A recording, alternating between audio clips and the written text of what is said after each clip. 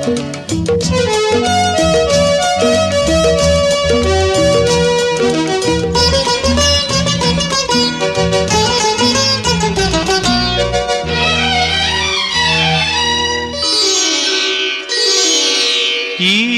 ದಾರಿಯು ಹೂವರಾಸಿ ಹಾಸಿ ನಮಗೆ ಶುಭ ಕೋರಿದೆ.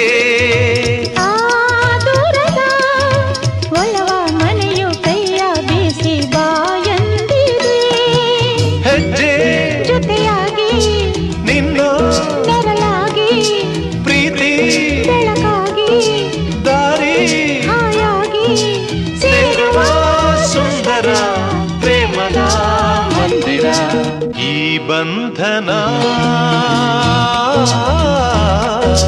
ಜನುಮ ಜನುಮದ ಅನುಬಂಧನ.